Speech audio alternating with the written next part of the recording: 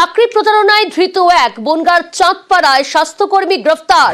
চাকরি প্রতারণায় স্বরূপনগরে গ্রেফতার করা হলো এক ব্যক্তিকে। বনগাঁয় প্রাথমিক নিয়োগে বহু টাকার প্রতারণা। আরো ডিটেইলস জানাবে জিয়াউল রয়েছে। জিয়াউল, কোথা থেকে গ্রেফতার এবং কিভাবে এই দুর্নীতির সঙ্গে জড়িত এই ব্যক্তি?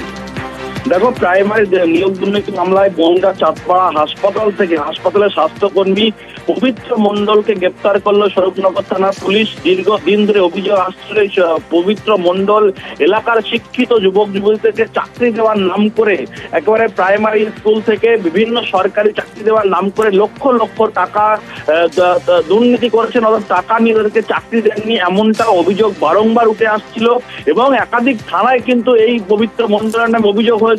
সেই অভিযোগের ভিত্তিতে গভীর রাতে একেবারে স্বরূপনগর থানার পুলিশ চাঁদপাড়া গ্রামীণ হাসপাতালে, তিনি একজন সেখানকার স্টাফ, ফলে তাকে সেখান থেকে গিয়েই স্বরূপনগর থানার পুলিশ গ্রেপ্তার করে। আজকে তাদের বসিরহাট আদালতে তোলা হবে। মূলত দীর্ঘদিন ধরে, কয়েক বছর ধরে এলাকার যুবক যুবতীদের কাছ থেকে লক্ষ লক্ষ টাকা প্রতারণা করেছেন, অর্থাৎ সবাইকে সরকারি চাকরি দেওয়ার নাম করে এই পবিত্র মণ্ডল টাকা তুলেছেন। তাকে একাধিক থানায় অভিযোগ করা হয়েছিল, কিন্তু তাকে নাগালে পাচ্ছেন না পুলিশ। ফলে গতকাল গভীর রাতে তাকে কিন্তু স্বরূপনগর চাঁদপাড়া ব্লক প্রাথমিক স্বাস্থ্য কেন্দ্র হাসপাতাল থেকেই তাকে গ্রেপ্তার করা হয় স্বরূপনগর থানা পুলিশ। আজকে তাকে বসিরহাট আদালতে তোলা হবে। বেশ।